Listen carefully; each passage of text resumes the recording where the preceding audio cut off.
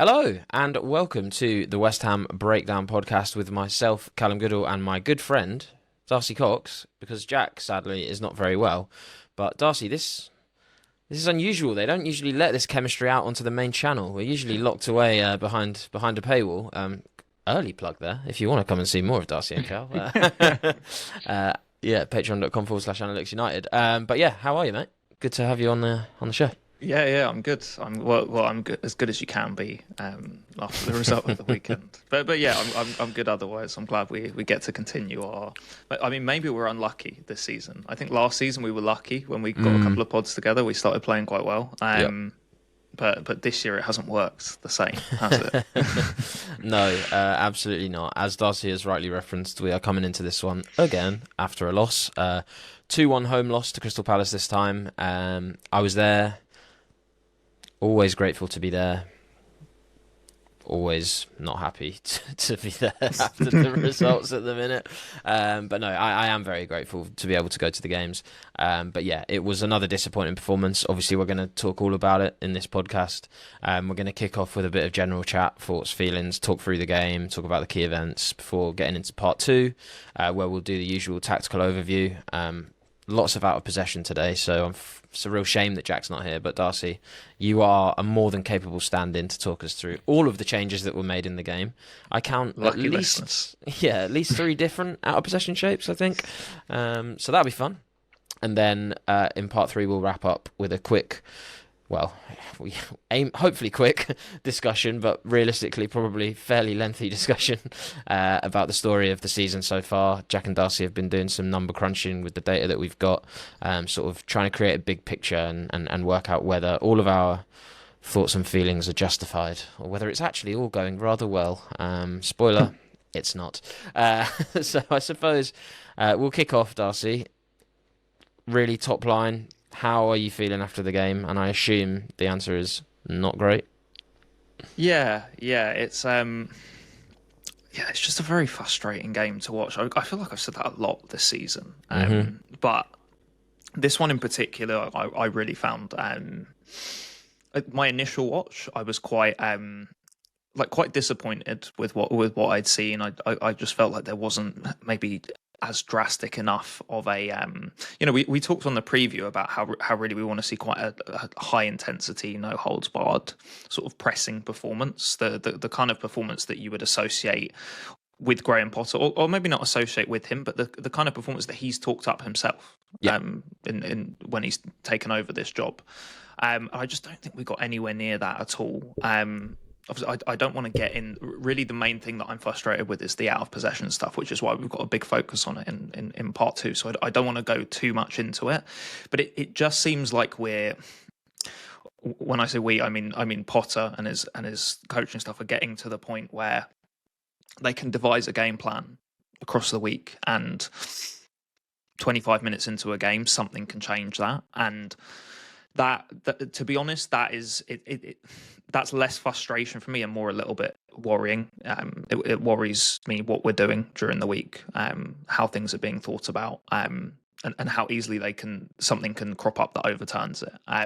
So yeah, as you can maybe tell, I've not started the pod in the best of moods, to be honest. Yeah, understandable, and I feel very much the same. I think frustration has crept into concern now for me. And anyone who's been a long-time listener of the pod will know that I was very excited about the announcement of Potter. I was willing to give him a lot of time, and I'm still willing to give him a bit of time, probably more time than most actually would want to. And we'll come on to that discussion both towards part 3 of this pod, but certainly in more detail in Extra Time, which is a second bonus podcast that comes out every week with this podcast, which you can access on our Patreon, which is patreon.com/Analytics United. We'll spend a lot of time chatting there about individual performances in this game, but also a bit more broadly about the direction of travel that we're heading in. Lots of the stuff that's been reported in the news this week, we'll give our opinions on that, both on and off the pitch, sort of Yeah, we can't fit that into this pod because there's so much to discuss anyway. But yeah, it certainly is concerning. I think there's one side which is like it's great to be pragmatic, and it's great that we actually have a manager in Potter who can spot these things in game and respond accordingly. I think that's something that under Moyes and Lopetegui we didn't really have. Like in-game management was not as good as Potter's. I think my main concern is that, and again, we'll discuss this in part three, but I'm still not 100% sure what his plan A is for this West Ham side, and I don't know if I have or haven't seen it. And that, yeah, that is a bit of a problem. Let's just quickly run through how the game sort of mapped out then. So obviously we started the game, we had a lot of possession. We could have gone 1-0 up pretty early on with a Paquetá chance, I believe it was, in the first few minutes. We created quite a nice attack actually. But after that, there wasn't really very many nice attacks that we created moving forward in the game because we had a lot of possession but couldn't really turn it into anything. I don't think we threatened Palace at all, personally, and they managed to cut through us more easily than I would like, albeit for them it didn't actually really turn into much either. And then 37 minutes on the clock, a corner comes out. I mean, at this point, I should add, we'd already conceded a lot of corners. I think there was 8 minutes in, we'd already conceded 4 or 5 corners and hadn't conceded from them yet. And tweaks were made, and I'll talk about those tweaks in the tactical bit because I think it is interesting. But lo and behold, eventually we crumble and we concede another corner. Mateta nods it in, pretty weak really, all round. And then Palace went on to dominate the rest of the half. 6 shots to our 0. Few transitional attacks, the biggest frustration being right before half-time where I don't know what Wilson's doing because I know for a fact that guy is not left-footed. Just shoot across goal, bro. Just shoot across goal. Your whole shtick is that you're a fox in the box poacher, and that in itself was concerning. Like lack of confidence, I don't know, lack of familiarity, lack of sharpness, whatever you want to put it down to. In a system and a game where you're not going to get that many chances, we need the striker who's made his career off the back of converting shots to at least get a shot off and not just get the ball caught under his feet. Yeah, there was a couple situations towards the end of the first half actually where I mean no surprise, and this is a drum I've been banging for like probably over a year now. We look really really threatening when we're attacking in transition. And there's I think there was 2 examples. There's both with Callum Wilson actually. One where he doesn't get the shot off, and one where he just ends up in behind. Both of those situations, the first thing I thought is, imagine that was Mikel Antonio. Imagine that was Mikel Antonio going through there. Like that's kind of like his role and has been his role for years at West Ham. We just ended up with the wrong player on the end of the chance, and it is a real shame because we could have kind of got ourselves back in the game before the end of the first half. But yeah, it's no surprise to me, to be honest, that we looked at our most threatening again when we were playing in transition, when we were creating chances in transition, and the fact that really those are the areas where Bowen looked really good. Somerville basically made both of those chances through him being such a good direct carrier in transition, and really it's just I guess this is the downside of Callum Wilson, right? Very, very good in the box when he can basically just make his movements inside the box. You know, you're already creating chances for him to take in the box. When he has to arrive in the box himself with the ball or carry the ball forward, it's just not really his game. I know in his first game we saw him carry quite well in tight areas, but carrying over big spaces is just not Callum Wilson in any way, shape or form. It's a shame that it wasn't someone else that ended up with that chance, but it was always going to be the striker that ends up with that chance because it took the 2 wingers to generate it. So really, really, really frustrating because those go down as we didn't get shots off at all, but actually maybe the performance ends up looking a little bit better in the data if we do get shots off in those from those scenarios, and I think they deserved it, right? Because they're actually well constructed transitional attacks. Yeah, and I suppose actually maybe that is in itself a bit of a concern, right? Is because with the whole remit Potter was brought in was to try and move us away from transitional football and to games where we have slightly more control, and we'll come to discuss the data in the back end of the pod in terms of how that's actually tracking. But years on from Moyes, and we're still here, and our best means of attack is hitting teams on the counter. It doesn't paint a pretty picture. It doesn't. And I think we're running out of time really to see that, because all the excuses that we've given him before, well, it hasn't got the players in yet, hasn't had the time on the training ground, like that is he's slowly running out of those, unfortunately. Who knows what we'll see in the Everton game. But yeah, we did change in the second half. We did change system. Not much changed in possession, but not much was happening in possession anyway, to be honest. So that could either be a pro or a con, because maybe something should have changed, but it didn't. Out of possession, we did change, and we'll come on to that. But obviously, a few minutes on the clock, we end up getting back into the game. Really good header from Bowen. Glasner in the post-match press conference, we were in there. I didn't ask him any questions, but he did reference, just to try and make some West Ham fans feel a bit better. It was a carbon copy of the goal they conceded against Millwall, I believe he said, and he was very frustrated that their set-piece defending was not up to scratch and allowed West Ham back into the game. So it's not just us, guys. It's not just us. We might be one of the worst in the league at it, but it is not just us. Other managers are frustrated as well. And yeah, he wasn't pleased with how they defended that corner. But yeah, it allows us back into the game. Really good header from Bowen. Pretty bad defending from Palace. Just switched off by the sounds of it. We carry on in the fashion that we described. Transition, we looked dangerous, but really we were just unable to build anything in attack, which is a real concern. Frustration kicks in, fans start to get on top of the side, the players start to lose confidence, and again, this is something Potter alluded to in his post-match press conference. He talked about the psychology of being in a difficult space, I think he referred to it as, or a difficult spot, and like all it takes is for one thing to go wrong when your confidence is already low, and it's like compounded the impact. Whereas a team in a good run of form, something could go wrong, but then they have the self-belief and the confidence that they're going to be able to overturn that and get back on track. Liverpool being a prime example at the minute, right? Scoring all these last-minute winners to stay in games.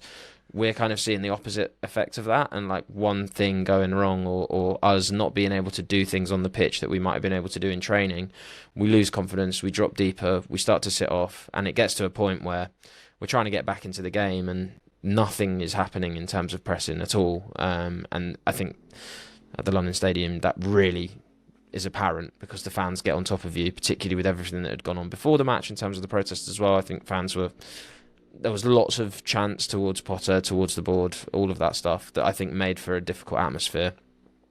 Ultimately, we end up dropping deeper and deeper with no pressure. Adam Wharton's allowed time on the ball. Why? Who? There's no one on that pitch I would rather not be on the ball with time and space than Adam Wharton, but lo and behold, he gets it.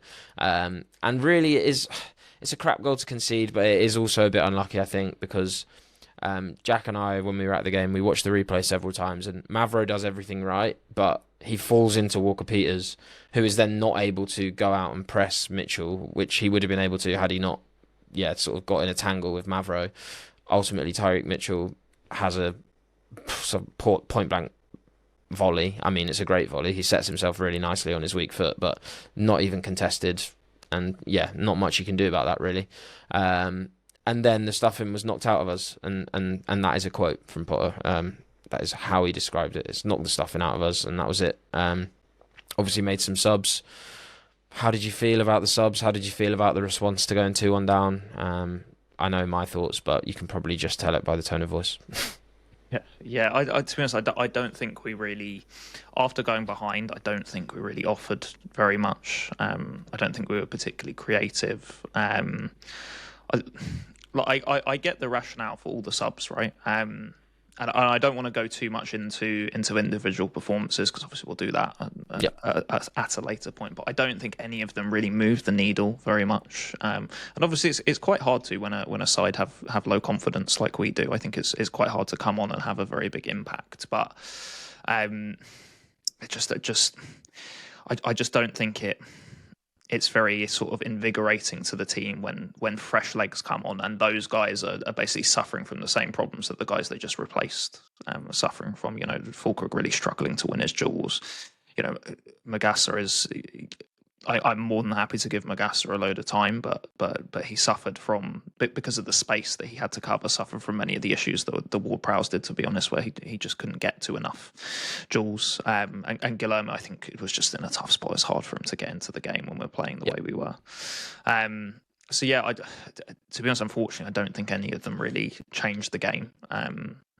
Which I guess when it's not accompanied with some sort of tactical shift to change the face of things is going to be hard as well, because you're just asking for a player's ability to change things. Yeah, well, you've given me a lovely little segue there into part two, because we'll come into the tactical chat, we'll come into the changes that were made, we'll talk about the effectiveness or lack thereof of those changes. And also, I've got a little bit on the corner stuff, because I know it's been a real agenda point for a lot of fans. So we'll break down that Mateta goal. So yeah, stick with us. We'll take a quick break here, and we'll be back for part two. Welcome back. I know. I promised tactical chats in part two. But first, we have an update for all of you. As I'm sure many of you will know already, we've been taking part in Stay Tuned, a fundraising campaign throughout the whole month of September for a charity that is close to all of our hearts, Campaign Against Living Miserably, a UK-based suicide prevention charity who, do amazing work and very unique work, I would say. Their tone of voice is great, and I think particularly in the football space, it's really powerful, because I think they're exceptional at meeting people where they are in a language that people actually speak, and that can be super impressive. And speaking of super impressive, we've been blown away by the fundraising efforts. We set ourselves a target of £500. We broke that after one podcast. We decided to increase that target to £1,000. We released another podcast, announced that, and we've now smashed the £1,000 target. So all I can say is a massive thank you. Compared to some of the podcasts that are taking part, we are tiny, and we are punching well above our weight, and that is testament to, I think, the community that we've built, but also the generosity of the people that are listening and donating. So just a huge heartfelt thank you from me personally, because this is an issue that has affected my life in many ways, but also from the whole AU team. It genuinely means the world, and to that end, a few quick shout outs. One to Rob Fruin, who donated £50, and also a massive shout out to Danny Cunningham, who genuinely, when I woke up after the pod had come out and I saw this, I was very moved. A £250 donation that will all of everyone's donations will do life-saving work, but that is just, honestly, thank you so much. And I can say thank you on behalf of Calm as well, because I work there. So thank you from Calm. And one thing I wanted to say, sincerely, and I think this is a perfect embodiment of what the whole campaign is about, and also what Calm are about. Both of you sharing your personal connection to the mission in your donation. For anyone that wants to go and read about that, they can see it on the Stay Tuned page for AU. You can go and read that there. I don't want to share it on here, but on their behalf, that is. But yeah, I've obviously been pretty open about my connection to the cause, and I think that's kind of what Calm exists to do. Like, the power in talking about suicide is life-saving. It's proven. There is research that proves it.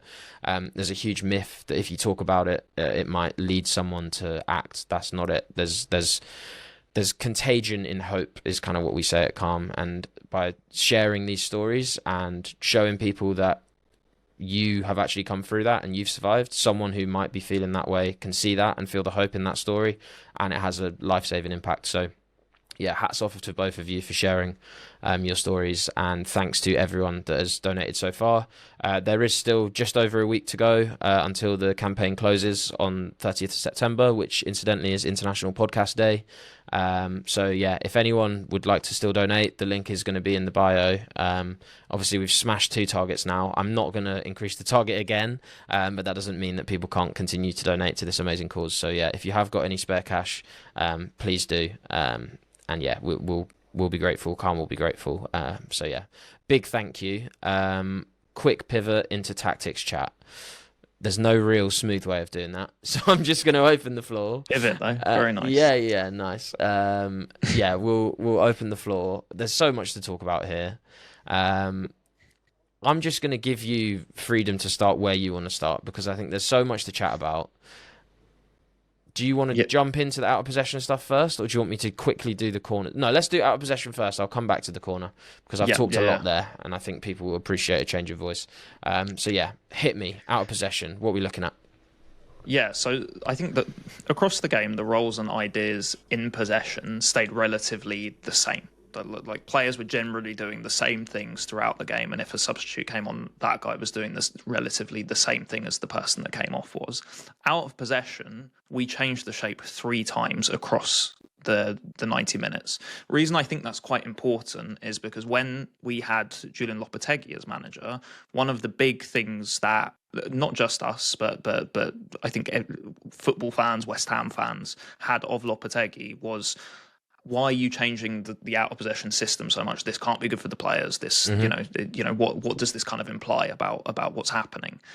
So I kind of want to evaluate the different ways we set up out of possession as quickly as possible. I know people sometimes get bored of the numerical overload sort of chat and whatever, but I think it's quite important to sort of understanding the story of the game.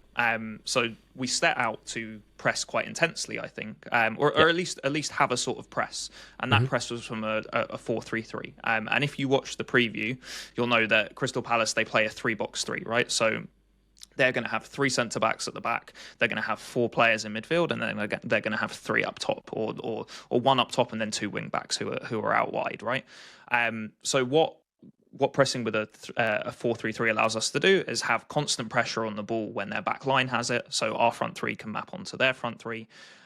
But it puts us in a position where actually we're 3v4 in midfield. And that can be fine if players understand the system really well and make intelligent decisions as they go, because they understand the system so well. I don't want it to seem like I'm calling out specifically one player or any of the players. But it's a hard all the job. Players. But you just call out all the players. That's a safe way to do it. But you can achieve it if you're very well drilled. Is the point that I'm trying to make.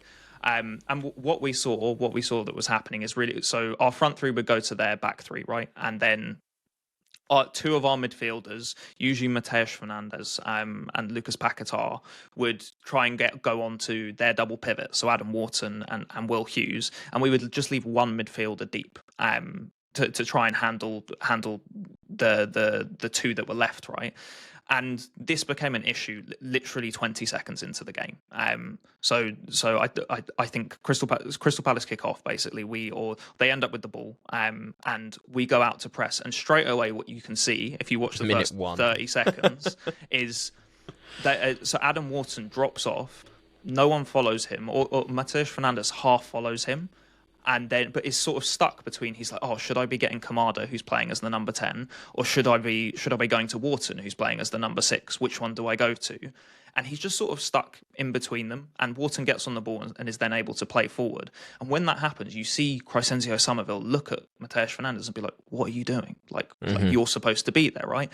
And Fernandes is looking around like, oh, where's my mate? Where's Paquetá? He's supposed to be supporting me here. That set the tone for me, because that kept happening. That 3v4 just kept being a problem, and there was instances where basically 1 pass would just cut our midfield out the game. So there's that instance in the first minute, and there's one that I remember very specifically because it made me really angry at the time, which was Palace did something quite clever where they were like, okay, West Ham are pressing with a front 3, right? So what we're going to do is we're going to make a back 4 using our goalkeeper. Yeah, that absolutely bamboozled our players. They had no idea what to do. Callum Wilson was like, well, I'm supposed to press Maxence Lacroix, the centre back, but Dean Henderson's got the ball. What do I do? Dean Henderson had all the time in the world to pick a pass, and then was able to access Jeremy Pino, who was like halfway into our half, and he was able to get the ball on the turn and run at our defence for a 5v5, and that's from 1 pass along the floor from goalkeeper to number 10. So big issues. We're not matched up in midfield, and that was causing us big problems. About 25 minutes in, Mavro gets that head injury. I think it was he gets injured in some way, and Graham Potter uses that downtime to switch us to a 4-2-4. And logically, that definitely makes sense, because when you're playing against the 3-box-3, which is what Crystal Palace are playing, the factory default sort of response to that, to cover it up, is a 4-2-4. Sorry. what you sacrifice is constant pressure on the ball, because now you've only got a front two, or technically you have a front four, but the two in the middle, what you're doing is you're sacrificing them being able to go and press out so that they can shadow cover the deepest midfielders. So Adam Wharton and Will Hughes should now be sort of shadow covered by those front two, but we're not able to press the ball when the centre back or the goalkeeper has it. So you know, we're making some trade-offs. Did that work for us? Not really, to be honest. And I guess what the easy thing to do here would be like, well, it's the players' fault, right? The players aren't covering ground. They're making the wrong decisions. I think what's a bit more fair is that the players don't really know how to set up in a 4-2-4. I think it seems simple on the face of it, but actually, you know, if you were to look at like Nuno's 4-2-4 that he played last season with Nottingham Forest, it works so well because the players understand what the triggers are. They get so Callum Wilson, for example, is in the front two in the 4-2-4. His whole job is to shadow one of the two pivot players, usually Adam Wharton, right? There's times where because initially his job in the 4-3-3 was to go out and press, he's sometimes going out to press Maxence Lacroix, and I don't think he really realizes as he makes that decision. When you do that, you're bringing down the whole integrity of the system. The whole point is that you can't access midfield, but when you go and press, they then can access midfield. So what we ended up with was, they could still do the same things that were happening before. We just can't press them man to man. Yeah. I think that probably led to what was our weakest period of the game in terms of control, where actually, so if you split the game up by 15-minute sort of periods, this period from 25 minutes to 45, which I know is 20 minutes and not 15 minutes, but it works effectively. Palace had 6 shots. We had 0 shots, and it's the only 15-minute period of the game where Palace have more possession than us. Otherwise, we dominated the ball across that. So as much as it was supposed to kind of like solve the issues that we were having, it just didn't work at all. Yeah. I think, and I think those numbers sort of sum it up quite well. We create 0 shots, they create 6. Suddenly they have loads of the ball, we have none of it. After we've generally dominated possession, we haven't dominated the game, but we've dominated possession. It was. I mean, this is why I was so frustrated at half time with the first half, to be honest.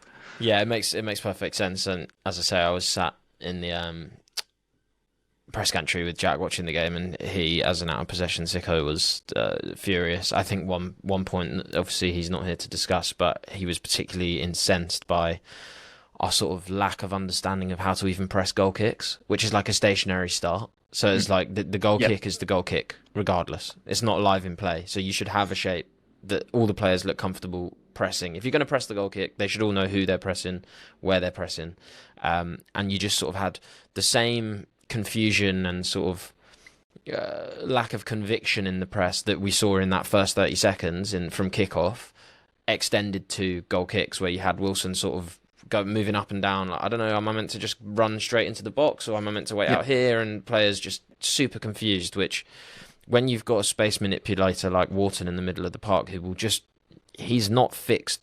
Like, he is in terms of being one side of the pivot, but he's smart enough to know, actually, I can break from my zonal responsibilities here in possession and just move into the space and receive and turn and carry forward and then play. And it was way, way, way too easy for that. I think before we move into the tweak that we made in the second half, which I'll let you cover, but there was one particular tension as well in the first half, which I think contributed to the weakness of the midfield in terms of managing that box, was that, and again, I don't think it's the wrong thing to do, because I think on paper it does make sense. But we talked in the preview podcast, which we do every week, previewing the opposition, talking about how we'd like to set up if we were manager, the reasons behind it, what sort of data informs those decisions. We accepted that there was going to be a free man somewhere for Palace, because that's just how we wanted to set up. We wanted to maintain a 2v1 at centre-back against Mateta because of the threat he possesses. Therefore, you're accepting that there's going to be one player on the pitch that's free. For us, this was going to be Tyrick Mitchell. We were happy with that. We felt he was the least impactful in possession, which is funny because he scored, but that's not. He didn't really do much else. I did think that when he scored. Yeah. Great preview. But yeah, we were happy to allow that to be the one extra player that they had. that didn't happen because the one player that they ended up having free so much of the time was actually the most impactful player on the pitch, or the two most impactful players on the pitch, which was Jeremy Pino and Adam Wharton, which is just not forgivable in my opinion. Yeah. And part of the reason was that we wanted to commit El Hadji Malik Diouf really high up, which is fine. I get that. Match up, go and press their wing back when he receives it. But the issue was that when he pressed up, Ward-Prowse is then caught in between two roles because he's like, well, I've got a role in the middle here because I'm part of sort of marshalling this box midfield and I've got my own assignment here. But if you've pressed up so aggressively, there's now all this space that Pino can quite easily just roll out into. So I've now got to come and drop in and cover as a left back, basically, so that we don't just keep getting spammed into the flanks. But then obviously you retreat naturally because he's seen all this space open up and he's just sort of gone on the back foot, essentially. He's gone to cover that space. And now there's a huge gap in the middle of the park where Adam Wharton can just go, oh, sweet, give me the ball. I've just clocked there's a load of space in front of me that I can just now run into. Or Jeremy Pino can drop deeper into that space and create tension that way. So we were just getting dragged which way all over the gaff, really, because of that one simple overcommitment. And it's not really even an overcommitment because I agree that Diouf should have been pressing the wing-backs, but it was the fact that we hadn't necessarily considered the tensions that might then bring out because Palace are a well-organised outfit and they've got the depth to be able to do that. The only thing I'm grateful for is that Ismail Assar wasn't necessarily wasn't on the pitch because he would have been prone to exploit that tension a lot better maybe than they did in that game because I think he is the depth option for them, whereas I think the players that they played in Kamada and Pino are maybe a bit more similar in terms of both want to drop in and create in the channels, whereas Sarr's happy to run on beyond. So we probably got lucky, really, in the fact that he wasn't available. And maybe this was part of it. Maybe they were like, right, Sarr's not available, we're willing to give up that. But nobody told James Ward-Prowse because he was defending that space like his life depended on it. So that was, a frustration for us and one that didn't really remedy because Wharton was influential throughout. We obviously did make a fairly substantial change as we went into the second half because we just gave up on the 4 altogether. We've gone from a 4-3-3 to a 4-2-4 and we're going for 15 minutes. All of a sudden it's pre-season again. We're out in the 5-3-2. Talk to me about that. Yeah, I'm not. I will say I'm not 100% certain why. Because out of possession, I don't think it. I don't think that it necessarily benefited either of the things that we wanted at the start of the game. Right? You know, you're unable to apply man-to-man pressure to their back line because you've only got 2 strikers, and you also haven't got numerical equality in the middle of the pitch because you've got 3 midfielders. So I'm not exactly sure what it fixed. The only thing that I can think is that Potter was like, okay, well, if I play the back 5, the team are able to control the game a little bit more. It's a shape that they're used to, and therefore we'll have more of the ball. Because at the end of the first half, we had that period where Crystal Palace suddenly got control. I wonder if he was like, okay, we need to have more of the ball, otherwise we're just going to concede more, and therefore switch to the shape. It's the only thing I can really think of, to be honest. Did it work initially?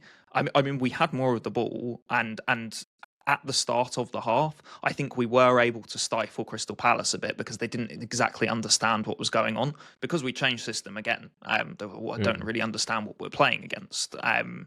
And we stopped them going through the middle. They lost the ball quite a lot trying to go through the middle. We're able to launch a couple of counter attacks as well. There's one where we win the ball deep on the right. Fernandes is able to. I think Kyle Walker-Peters breaks away, plays inside to Fernandes. Fernandes is able to find a ball in behind to Bowen. We're able to create from there, and I actually think that's what leads to the set of corners that we end up scoring from. So it did work initially. But quite quickly, so if you think about us in the 5-3-2, which I'm sure everyone will remember now, what happens is the 2 strikers end up quite narrow and centrally together. They're sort of either side of the centre back if we're playing against the 3. And what Mark Gahey, who was playing wide centre back on the left, and Chris Richards, who was playing wide centre back on the right, realised is phenomenal game. I will add Chris Richards. I thought was remarkable. Yeah, he played very, very well. Impressed me as well, which was in PMP. I criticised him a little bit, so obviously he was watching and was like, "Yeah, that one's for you, mate." But they both realised very quickly there is no one coming to press me. So if I just walk forward, if I just take myself forward, or alternatively, if I walk forward a little bit, sort of bait someone to come out and then just switch it to the other wide centre back. So go from Richards to Mark Gahey. We've both got all the space in the world, and we can actually just walk about halfway into the West Ham half before anyone meets us. It's one of the things that ends up leading to their second goal, actually, where I think it's they switch from Richards to Gahey. He just walks forward. They're able to find Wharton. Our midfielder dropping whilst the strikers are trying to press. There is basically just no sort of synchronisation between any of the team. Partly, I think, because we've switched system 3 times. Partly because the players aren't experts in any of the systems either.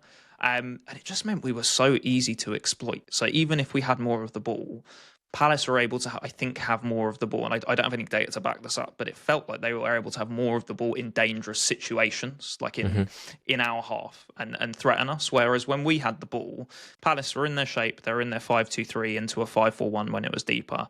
And we're quite comfortable to just sort of soak things up as we went. It was those 1 or 2 transitional situations where we were able to bait them forward and then move forward and then attack quite quickly ourselves using Bowen because he's high up on the pitch in the 5-3-2 where we look dangerous. Otherwise, we basically caused them nothing. So, I mean, 3 different systems. I think all three which had quite big sets of problems that were exclusive to that system, but also some problems that ran through each of the systems as well. And maybe you can look at players for that. I think the things that worry me, because really this whole section looking at the out of possession tactical stuff is we're trying to zero in on what is the problem, right? Why do we keep chopping and changing? And what worries me is kind of what I said at the top of the pod. There's been a game plan that's been constructed all week, right? This 4-3-3 high press, and it's out of the window 25 minutes into a game. It's the kind of thing that we were seeing from Lopetegui. And the second layer of worry as well is that the backup to the backup plan is a system that by all accounts of the manager himself doesn't work because he switched away from this system and after the first 2 games. So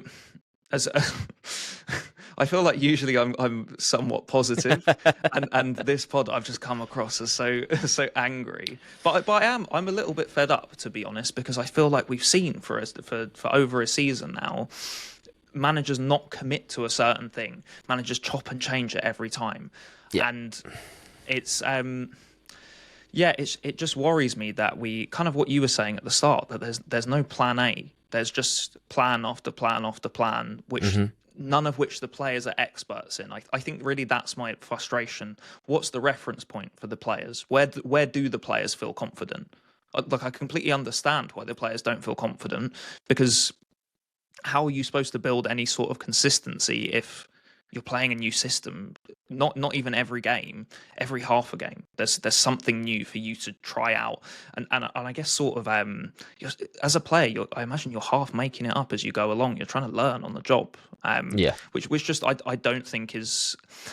I don't know whether that is viable in the Premier League in the modern day. I think things are way too overcoached. Yeah. And not in a bad way. That's not a criticism of the Premier League or any other coaches. You can't keep up, can you?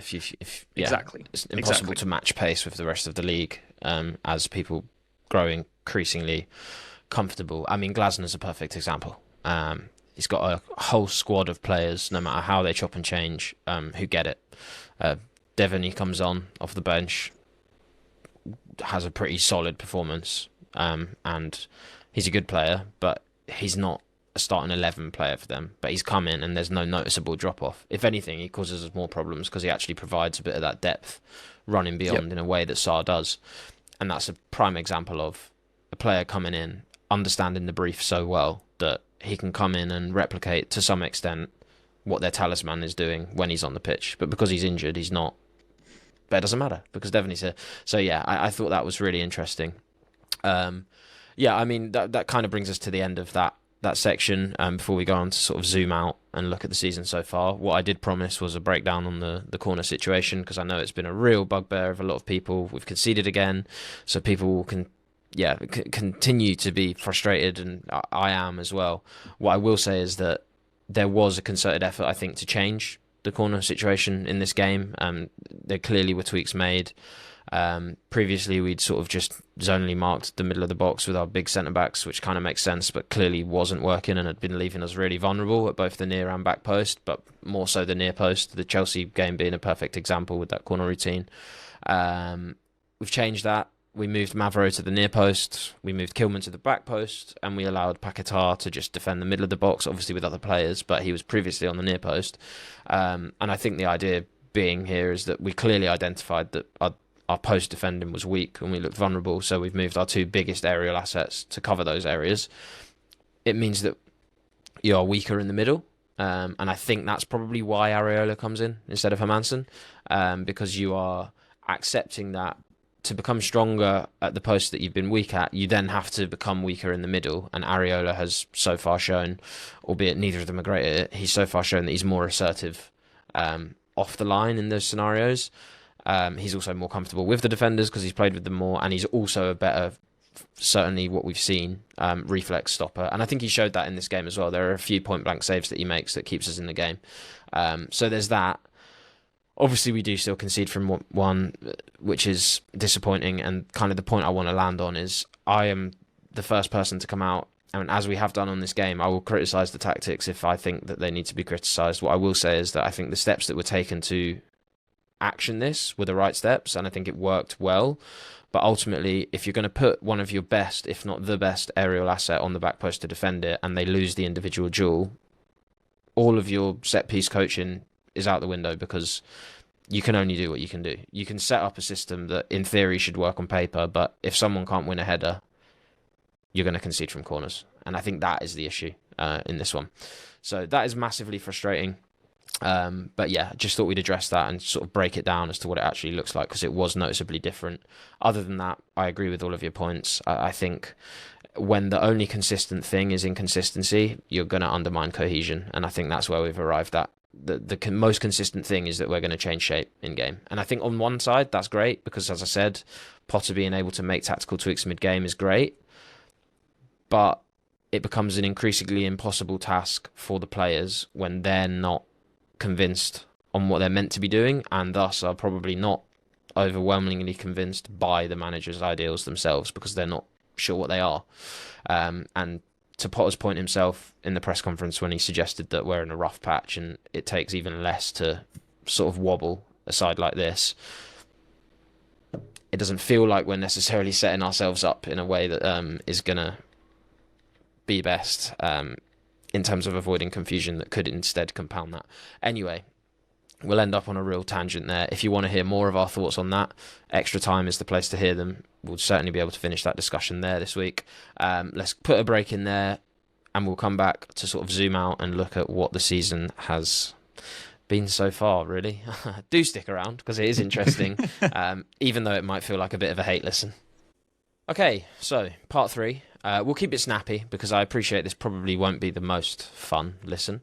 And we can start the conversation here and carry that into Extra Time for anyone that does want to come and join us. But Darcy, I know that yourself and Jack have in the background been looking at the sort of macro data for the season so far, trying to extract some trends, try and work out what's actually been going on. Are we doing as badly as we think? Are we underperforming? Are we overperforming? Is it all going to level out if we give it time? All of that stuff. Sometimes I get really upset that I don't do this full time, because I love it and I really enjoy it. Other times I'm really grateful that I've got another job, because I think subjecting myself to this sort of torture, I'd fall out of love quick. But you're a stronger man than I am, Darcy. So go on, do tell. Let's go big picture first, and then we'll have a little bit of a chat about what all of that means before we head over to Extra Time. Yeah, well, firstly, if you missed it, Extra Time last week, Jack and I did just go through basically the running data for West Ham over 10-game averages for the last 5 seasons. And actually, I know for both of us, I haven't read the comments, but for Jack and myself, that process was actually very, very informative about where the team has gone. clarify, sorry, by running data, do you mean rolling data, as in Rolling data. not Yeah. physical? Because I think that would also be quite telling. Oh yeah. That would probably be bad, but you're right. Yeah, I didn't even think of that distinction. Yeah, it's rolling data, not just the data of how many yards we've covered. It's a lot of different No one things wants to we're see looking at. But if you haven't seen that, one of the big conclusions of that's kind of a broader picture thing is over the last 5 years, it's a moderate correlation, but I would say for this kind of data, it's actually fairly notable correlation between. There's a negative correlation, so the two data points are going in the opposite direction between the amount of possession that we have and the quality of chance that we're able to create compared to our opponents. So when we have less of the ball, we're able to create more quality chances than our opponents in a game. So that I mean, based on some of the things that I think we've said quite a lot, that won't be surprising to many people. We're an extremely strong attacking team, counter-attacking team, and we have been over the last 5 years. That's actually something that's maintained, though. That correlation still exists when you just look at the Lopetegui and the Potter eras as well. That correlation still maintains. So I'd say that's probably the most significant, bigger picture thing. Then if we look at this season, I guess there's just maybe it's just some like key questions to sort of I guess whet your appetite before we dive into more of this in extra time. One, are we better on the ball? If you look across the first 5 games of this season, there's only 2 out of 5 games where we've actually dominated the ball. Otherwise, we've had way significantly less of it. Yes, 2 of those are against Tottenham and Chelsea. So maybe there's some leeway to be had there, but really we've struggled to dominate the ball. It's only against Sunderland on the first day, and then in this game against Crystal Palace where they were more than happy to let us have the ball, where we've dominated it. But dominance is nothing without having a good attack. And if you look at the potency of our attack, we've only created more than 1 expected goal in 1 game this season, and that was against Nottingham Forest in a 3-0 win, which, as much as we played well in the second half, I think we can put down to quite a poor situational tweak from Nuno and Forest, where they committed Aina and we were able to exploit it in that way. Otherwise, I think it's 0.6 and 0.7 in every single game. And I think just this is the first time I've actually seen all of this because I've not been privy to it, but just sort of as I'm taking it in live, one thing I'm thinking is that, and this could be an issue of the whole sort of system, is that all of this is so heavily game state dependent as well. Like, okay, we've dominated the ball against Palace, great, but we're behind so often. So, like, obviously teams are going to allow us, not necessarily the ball. Yeah, 100%.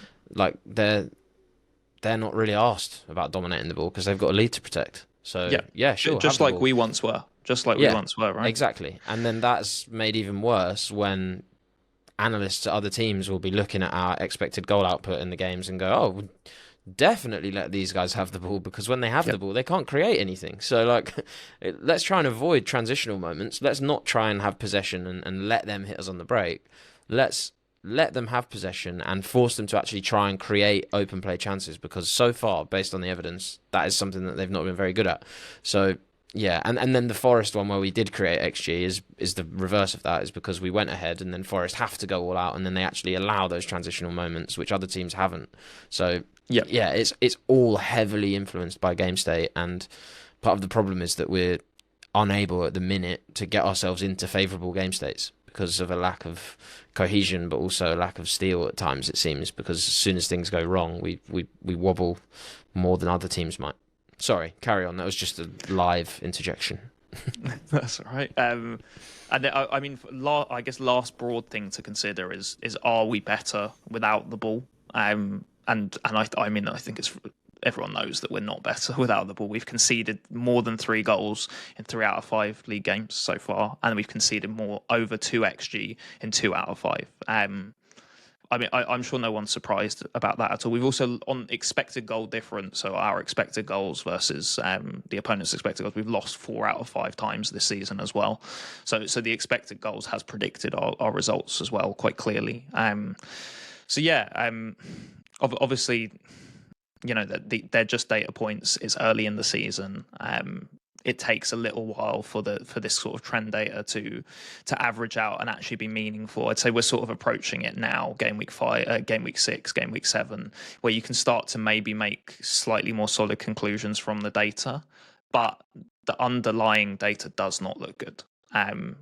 Which I know again is not a positive note to end on at all. And I wish I had something a bit more positive to kind of pull out of my back pocket, but unfortunately there's just not many positives to what we're able to do at the minute. And I certainly hope that Potter's able to turn it around. For sure, I think that he's shown in the past that he has sort of the tactical acumen to be able to make us play in a certain way. I think that he could do it. It's just whether he can do it in quick enough time. Really is the question. I think that's the difficulty, isn't it? Because I think whilst it is only the start of the season and these things can turn around, it's not the start of his tenure, and I think that's where a lot of the concern and frustration comes from within the fan base. Because last season he really sort of brought down the variance, and there was an improvement, certainly out of possession, as compared to under Lopetegui. And I think whilst we didn't take the strides forward that we would have hoped to in possession, I think there was an acceptance within the fan base that, okay, well, it was a shit show here. He's come in and sort of made it less of a shit show. We've managed to get a win against Arsenal. We've not been blown out by any team. And I can see that with the summer behind him and full pre-season, we'll start to really see some of his principles bedded in, and we'll get the right personnel.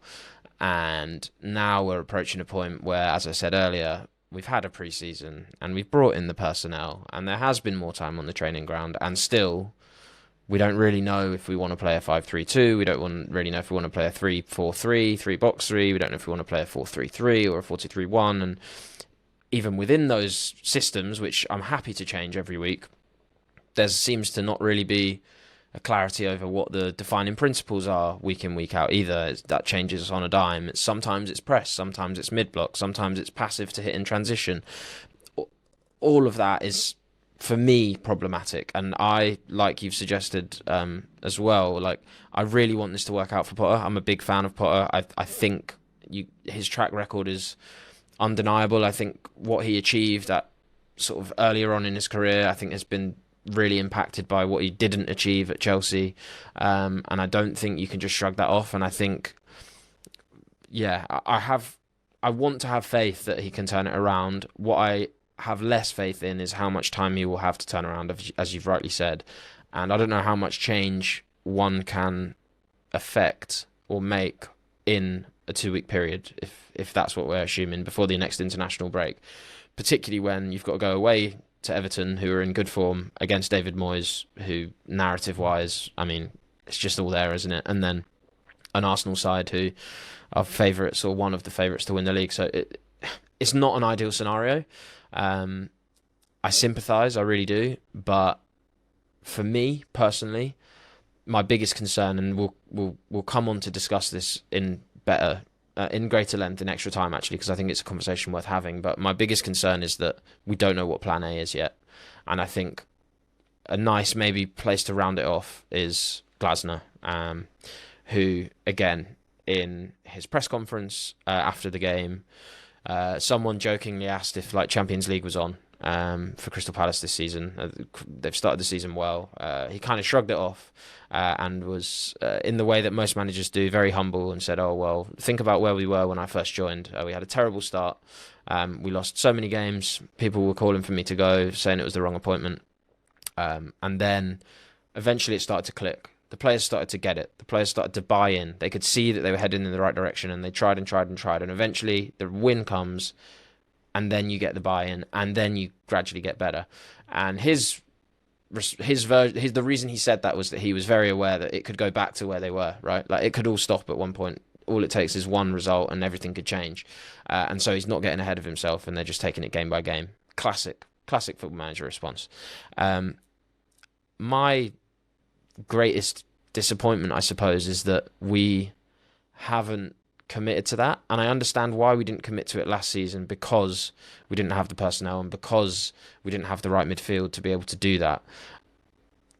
I wish that we had just seen from day one and in pre-season whatever plan A was, and stick with it and just get the players on side and show them gradually that they're improving week on week. The possession's ticking up. The XG against is going down. The XG for us is going up. If we keep doing this, guys, eventually it will click and eventually the win will come. Andoni Iraola, another perfect example. Everyone's saying that he wasn't cut out for the Premier League. Everyone's saying this was too big a jump. Spain is one thing. Rayo Vallecano are one thing. Bournemouth in the Premier League, completely different kettle of fish. He's lost his opening 8 games, or whatever it was. Didn't pick up many points at all. He needs to go. They need to get someone in. They should never have sacked Gary O'Neill. Now Man United want him. Now Spurs want him. Now Chelsea want him. Now whoever wants him. Like, he's one of the most sought after managers in Europe because he stuck to his principles, because he believed in his own hype, and he knew that eventually it would turn around.